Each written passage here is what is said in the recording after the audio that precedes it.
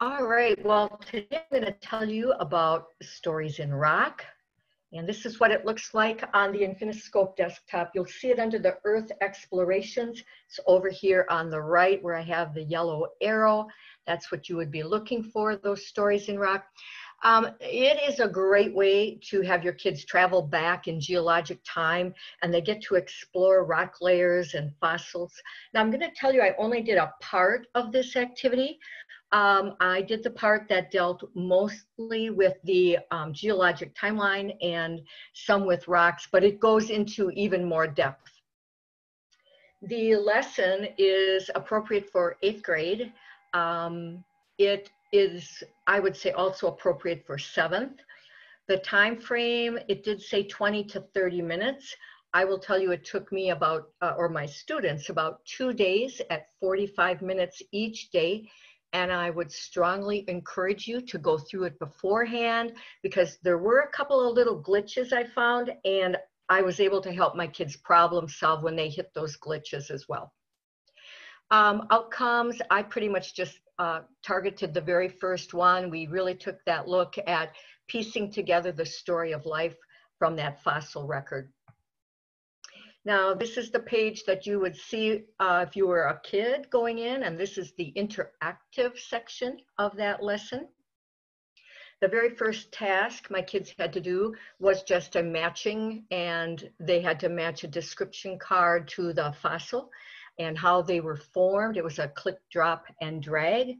Well, that was the very first place I got hung up when I tried the activity. And it is adaptive curriculum, and you can't go on until you get it right.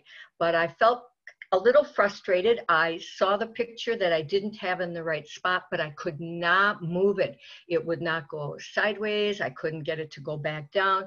And finally, I figured out you had to pull all of the images out, all 4, and put them back down in the quadrant on the bottom and kind of start over. So again, if you work through it, you'll find those little glitches, and then when it happens to your students, you can definitely help them out. Finally, you make it and you get that far and you get your correct that you can move on.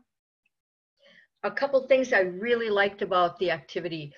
It uses a lot of really great visuals for my students while they were making those observations. This particular one was talking about direct evidence and body fossils. And then it makes some great compare and contrast type of questions for my kids. I just feel compare and contrast is really a powerful way to teach my middle school students. So it talked about indirect evidence versus the direct evidence. Great, great material. It also gave my kids a lot of hints to learn the content. So even though sometimes it got a little more difficult, there was hints to help them get through it. For example, if they were talking about trace fossils, they might give a hint, preserves evidence of an organism's activity, but not the organism itself. And they had a lot of places where the kids could actually type in their answers, like you can see on the bottom. One really powerful thing I think is that the developers have feedback that is very descriptive. It's not just, hey, good job, correct, go on, but the content in that feedback really helped to move my students forward as well. So I thought that was really great. I think throughout the whole activity, my kids really used a lot of critical thinking skills, and I really do want them to be good problem solvers. So I think this really hit the bill for that. One of the last activities they did in the fossil activity part was, it was a click, drop, and drag. Again, it was a compare and contrast, direct evidence versus indirect evidence. And my kids said, hey, we really like this. We got some wrong, but we can do it over and over and keep trying until we get it right. So to me, there's some power in that for them as well.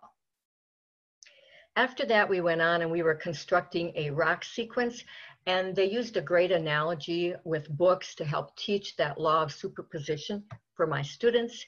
And then the students actually use a rock layer and the evidence that we find in those layers to help determine the actual age of the rocks. We came into this having quite a bit of background knowledge on rocks and minerals. And I think that really helped us, and it made it even better for us. However, if you don't come in with that information, the whole activity goes through with great images, a lot of description boxes. It really helps to teach about the 3 rock types, and it will give you enough information you can easily get through the activity. You know, I felt throughout the whole activity, it was continually checking to make sure my kids were really understanding what they were doing. And at this point, my kids understood very well that the igneous rock doesn't change after it's made. So it's really useful for testing the age of that rock layer, you know, that absolute dating. After that, they go into, again, another compare and contrast, and they go into relative dating and a short little activity with that. And then the kids are given this rock column, and they can pick out the igneous rocks. And again, a little easier for my students because we had talked about those, we've had experience with those, but they looked at the basalt, they checked out the igneous down here, and they said, wow, we can find the dates of those particular rocks. And that would be our absolute dating. And then they take a look at the ones they don't know, like the jellyfish fossil, the dinosaur fossil, the gneiss. And they go, wow, we don't really know those, but we can use that absolute dating based on that carbon dating. And we know how old those are, and we can kind of, you know, figure out the dates of those other layers. At the end, the kids actually have created kind of like a timeline of that rock sequence, and they put in their little radio dots. I just felt that it was really a great activity. To me, it was very powerful. I accomplished my goals of reviewing the rock types and certainly getting the kids to understand fossils and geologic time in greater depth. I really felt my kids were very engaged and very, very excited about the lesson. At the end, I just was not exactly sure where I was going, and I didn't know what button to kind of hit to go on, but I accidentally found the extinction story, and that was absolutely fabulous as well.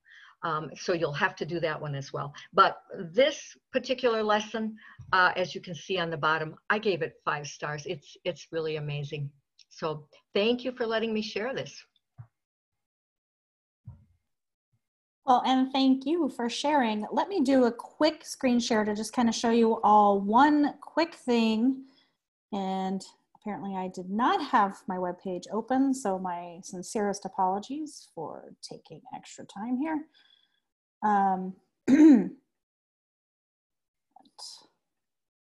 Let me show you something really quick. So the thing that Janine stumbled upon here was that there's actually additional parts to this particular lesson.